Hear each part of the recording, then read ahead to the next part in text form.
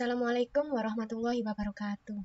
Saya Ita Purnamasari. Di sini saya akan menjelaskan proses evaporasi dengan falling film evaporator yang ada di pilot plant. Untuk sebelum masuk ke FFE, saya jelaskan apa sih evaporasi itu. Evaporasi sendiri merupakan proses penguapan pelarut dari campuran larutan yang di dalamnya terkandung zat terlarut dengan sifat non-volatil.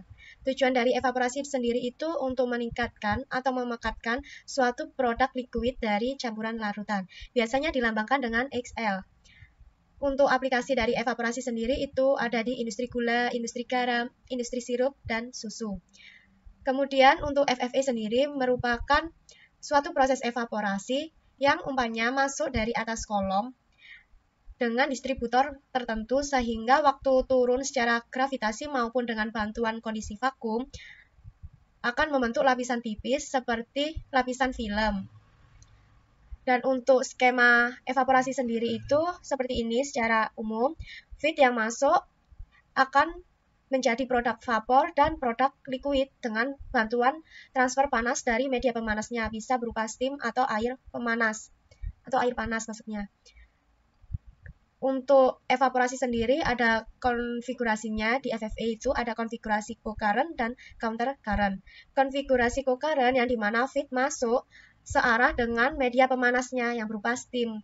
Sedangkan untuk yang counter current, feed yang masuk berlawanan arah dengan media pemanasnya, biasanya menggunakan fresh water.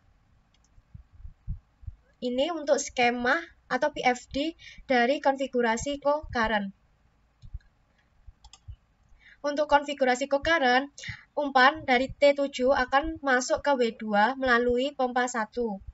Kemudian, steam akan masuk dari V1 melewati V3 ke W2 atau pusat evaporasi, yaitu FFE. Kemudian steam yang telah digunakan di W2 akan keluar menjadi kondensat melalui V10. Produk dari FFE, karena tadi adanya steam atau transfer panas dari steam, maka umpan akan berubah fasenya, bukan umpannya ya, tapi pelarutnya yang terkandung di dalam campuran larutan tadi akan berubah fase menjadi fase uap karena dia condong ke sifat volatil yang mudah menguap.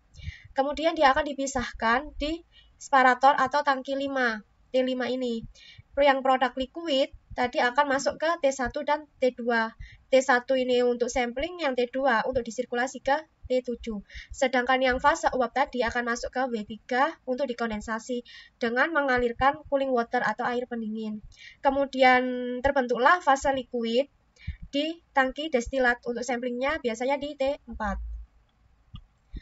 Sekarang saya bahas untuk konfigurasi counter current. Konfigurasi counter current bedanya dia di sini memakai media pemanas fresh water dan juga alirannya berbeda. Kalau yang di co-current tadi kan umpan dari atas, steam juga dari atas. Sedangkan counter current umpan dari atas, media pemanasnya dari bawah. Jadi berlawanan arah. Umpan masuk dari T7 melalui P1 untuk menuju ke W2.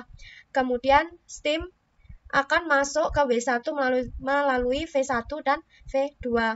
Fresh water akan masuk ke W1 melalui V6, V7, dan juga P2.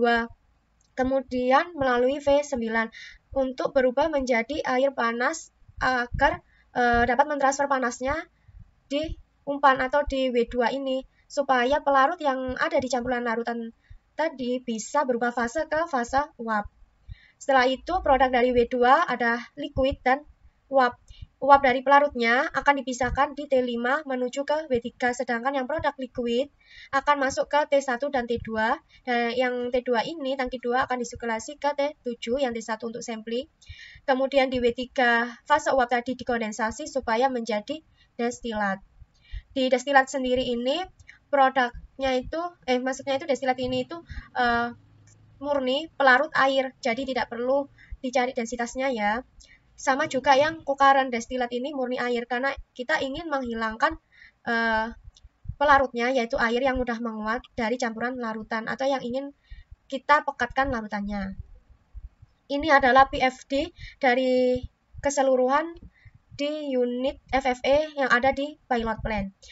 Tujuan praktikum kita ada 3, mengerti dan memahami proses evaporasi dalam FFE, mampu mengoperasikan peralatan FFE dengan benar, mampu melakukan perhitungan perpindahan massa dan panas untuk proses evaporasi pada peralatan FFE. Namun untuk perkuliahan kali ini, karena sistemnya daring, sehingga untuk mengoperasikan peralatan FFE mungkin belum terpenuhi, tapi bisa dilakukan dengan memahami PFD ini dan juga simulasi-simulasi yang ada. Untuk tahap prosedurnya, yang pertama kita keluarkan dulu air yang terjebak di pipa yang ada di V5 dan V10. Takutnya saat kita melakukan praktikum, sebelumnya ada kelompok yang memakai alat FFE sehingga ada air yang terjebak di kolom yang ada di FFE ini. Setelah itu kita buka V15 untuk mengalirkan air pendingin di kondensor atau W3. Kemudian kita buka valve untuk udara bertekan. Baru kita periksa valve untuk konfigurasi apa yang kita mau, co-current atau counter current. Kalau yang co-current kita buka V3 dan V10, kita tutup V2, V4, V5, V6, V7, dan V8. Kalau yang untuk konfigurasi counter current, kita buka V2, V6, V7, V8, V9, dan V5. Yang kita tutup ada V3, V4, dan V10. Kemudian kita baru membuat larutan untuk di tangki umpannya. Kita buat magnesium klorida dengan massa 550 gram dalam 1 liter air terlebih dahulu. Kita aduk sampai homogen. Setelah homogen baru kita tuang di tangki 7. Dengan ditambahkan air sampai batas kurang lebih 60 liter. Baru kita buka V12 dan V14. Setelah itu kita lakukan startup. Untuk startup kita putar switch utama dan switch udara tekan ke posisi 1. Baru kita nyalakan pompa 1 dan mengatur laju alir dari umpan. Untuk mengatur laju alir umpan ada di flow meter yaitu F19 dengan laju alir 1 sampai dengan 100 liter per jam. Untuk mengatur laju alir umpannya sendiri itu berdasarkan arahan dosen pembimbing. Kemudian buka V18 saat ada produk di tangki T2 maka dilakukan sirkulasi ke tangki umpan. Untuk konfigurasi counter current ada tambahan menyalakan pompa 2. Baru kita buka valve steam utamanya dan buka valve 19 dan valve 20. Untuk men-setting bukaan V1 kita buka tombol 8. Kita tekan tombol 8 ini sampai nyala hijau di SPW atau nomor 9.1. Baru kita tekan tombol kuning atau tombol 10 sampai nyala warna kuning. Setelah nyala warna kuning menandakan bahwa mode manual telah aktif. Baru kita tekan 12.2 dan 12.1. 12.2 dan 12.1 ini sebenarnya untuk mengatur tekanan atau untuk mengatur set point tekanan yang kita inginkan yaitu 1 bar gauge yang akan tampil di display 4.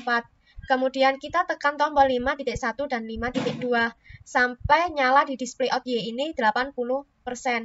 Baru kita pindah ke tekan tombol 8 lagi sampai PVX yang ada di 9.2 ini berwarna nyala merah yang sampai menandakan PV sama dengan SP. Jika belum bisa maka PV ada di sekitar SP. Baru kita tekan tombol lagi tombol 10 sampai nyala warna kuning.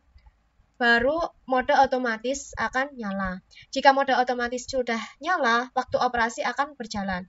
Di mana dikatakan waktu operasi atau waktu evaporasi sudah berjalan di saat T sama dengan 0, ditandai menetesnya destilat di tangki 4. Kan saya tunjukkan. Nih, di tangki 4 sudah ada tetesan pertama di destilatnya, maka evaporasi sudah berjalan. Jika belum, maka masih dalam proses pemanasan.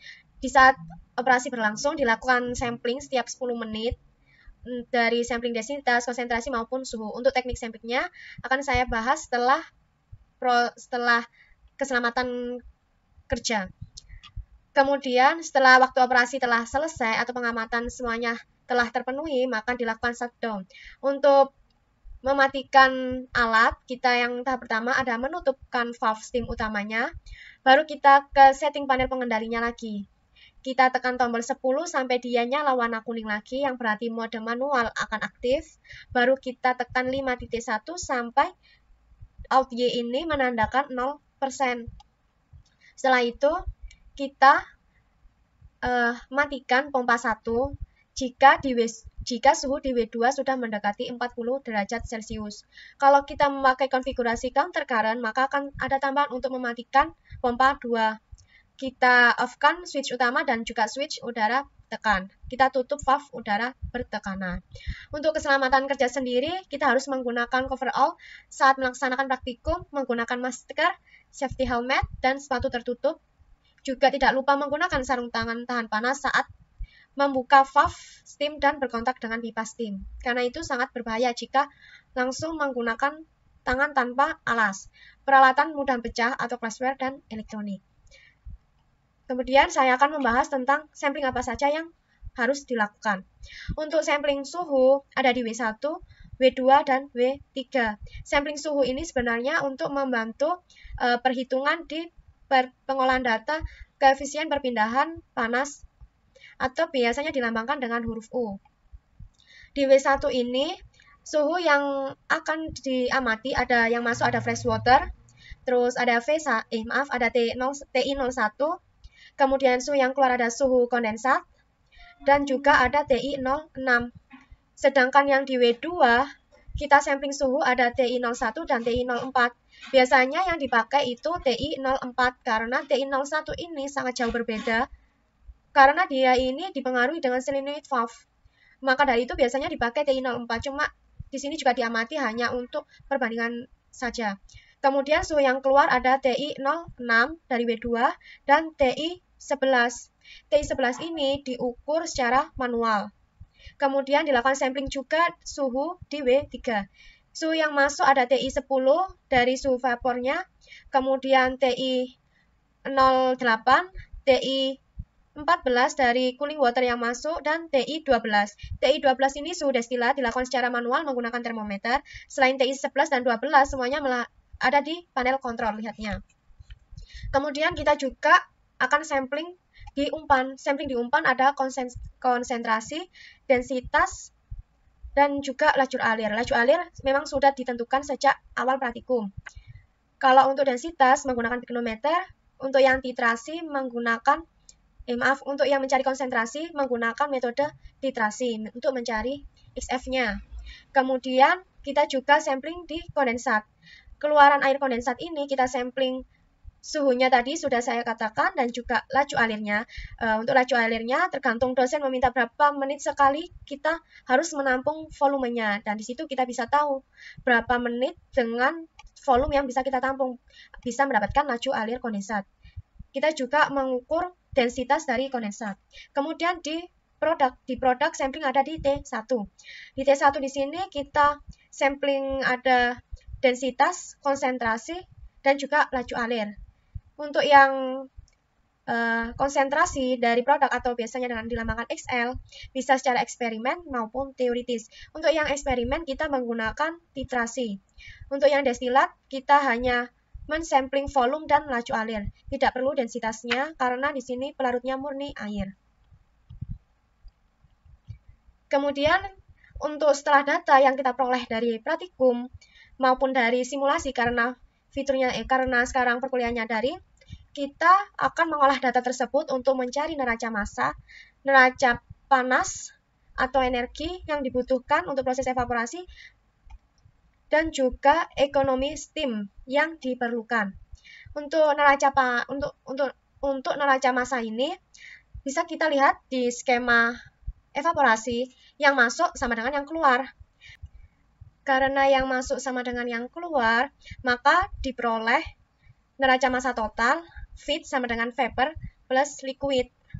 Untuk neraca massa komponennya diikuti fraksi massanya, itu FXF sama dengan VYV plus LXL.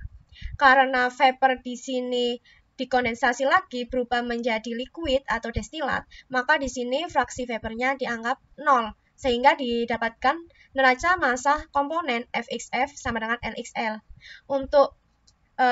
Untuk mencari XL secara eksperimen maupun teoritis, kita membutuhkan data F, XF, dan L. Sebagai berikut untuk pengolahan neraca massanya. Untuk mencari F, seperti ini rumusnya. Dan untuk mencari fraksi massa magnesium klorat yang terkandung di umpan atau XF, ini merupakan rumus perbandingan MV sama dengan MV, maka didapatkan seperti ini. XF sama dengan massa magnesium klorida dibagi massa sampel. Kemudian kita tentukan L. Dengan L sama dengan flow rate produk dikali densitas produk.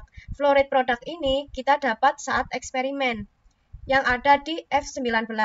Densitas produk tadi menggunakan pignometer yang sudah saya jelaskan di teknik sampling. Kemudian kita cari XL. XL ini bisa berdasarkan eksperimen maupun teoritis. Untuk yang berdasarkan eksperimen menggunakan rumus MV sama dengan MV. Sedangkan yang berdasarkan perhitungan teoritis, kembali lagi kita menggunakan neraca massa komponen yang seperti ini tadi. Maka bisa ketemu nanti XL-nya berapa konsentrasi dari liquidnya atau fraksi massa solut magnesium klorat yang terkandung di produk. Kemudian kita olah data neraca energi dengan rumus FHF ditambah SHS sama dengan VHV plus LHL plus SHS. Yang masuk di sini kan ada feed, ada steam, sedangkan yang keluar ada vapor, kondensat, dan produk liquid yang dikalikan dengan entalpinya. Untuk mencari kebutuhan steam bisa secara eksperimen maupun teoritis. Kalau untuk secara eksperimen, steam yang dibutuhkan sama dengan laju alir kondensat dikali densitas kondensat. Ini kita dapatkan di eksperimen saat percobaan tadi. Kemudian untuk keterangan-keterangan HF, HS besar, HV, HL, dan HS. Untuk HF sendiri itu entalpi dari feed, maka CP air dikali delta T. Untuk delta T sendiri, T feed masuk ini diambil dari TI 07 dikurangi 0 derajat Celcius. Kalau untuk HL, ini juga CP air dikali delta T. T produknya ini dari TI 11 dikurangi 0 derajat Celcius. Sedangkan HS besar dan HS kecil, ini didapatkan dari TI 04. Untuk mendapatkan nilai atau kebutuhan steam berdasarkan teoritis, sebenarnya ini hanya pindah ruas saja yang berlambangkan S dikumpulkan menjadi satu, maka didapatkan persamaan seperti ini.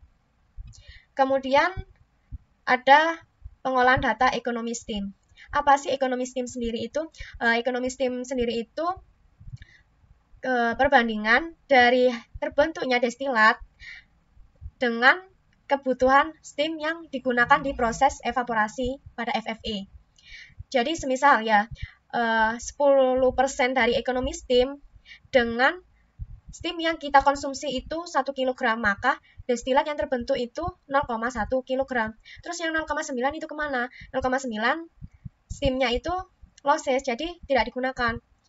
Nah, untuk mencari destilat ini, V ini, bisa menggunakan rumus ekonomi steam.